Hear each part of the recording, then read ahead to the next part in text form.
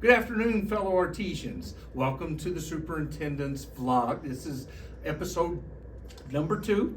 I have Mrs. Oakley here with me today. She is our Director of E-Learning. We have an important announcement to make for our students and our families regarding inclement weather.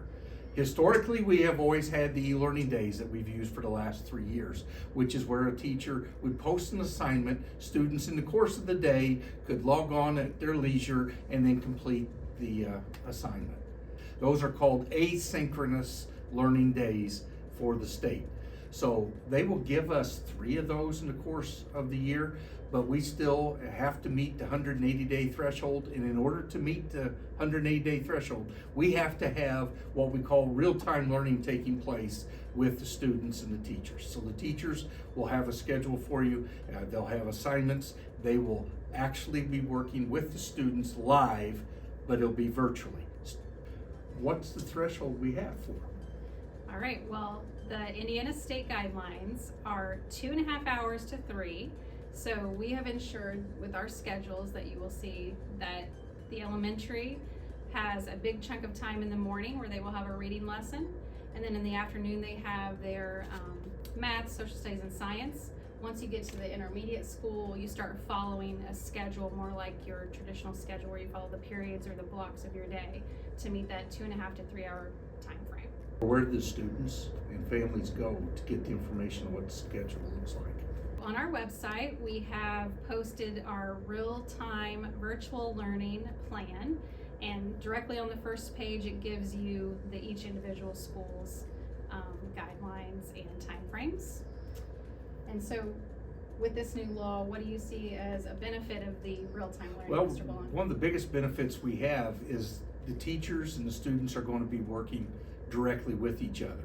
The student, if they have a question, it's just like in the classroom. They can raise their hand, get the teacher's attention, whatever, have that addressed right there in real time with the teacher, with the classmates on the Zoom. They'll all be logged in via Zoom. So it will be a live interaction session going on with the teacher. I think that's a big benefit.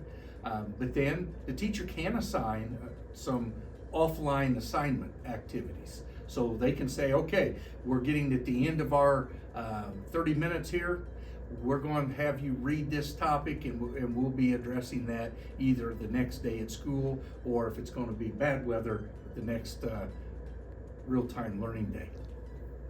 So what if I'm a family that has a little trouble with the Wi-Fi? That happens quite a bit in rural Indiana. If you have issues with your connectivity, make sure you let your building level administration know, because we have hotspots that we are giving out. We've purchased a number of hotspots just to be able to address this very issue. And parents of kindergarten and first grade students that don't normally see those Chromebooks coming home, we're going to make sure that the announcement goes out to the teachers to send those home. That's the kind of perk of having these foreseen circumstances. We see inclement weather coming in, and we can go ahead and send out that announcement. Parents want to know why we don't have snow days. If you remember, Indiana had transitioned to the e-learning days about 4 years ago.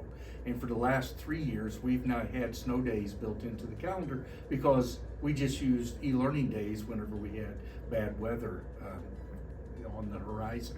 So that's what we did. Now, as I stated earlier, e-learning days that we had before that were asynchronous, we only get 3 of those in the course of the year. If you go above and beyond that, you're going to have to add days onto your calendar at the end of the year. Students would be going to school in June. We'd have to push the calendar or the graduation date back, stuff like that. So with this new requirement, we're going to begin and try to do as many real-time learning days as possible. If we can foresee an issue coming, we'll send those computers home, make sure students have them charged. Real-time learning taking place virtually, we'll do that.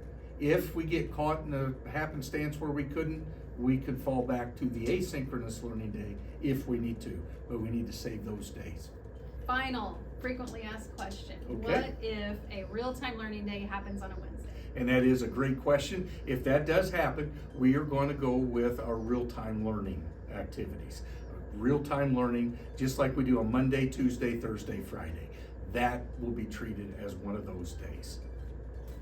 All right. Find more details on our website. Thanks for Thank coming. you. Yeah, you're welcome. Thank you for attending. If you have any questions, ask your building level administration or contact us here at the CEC.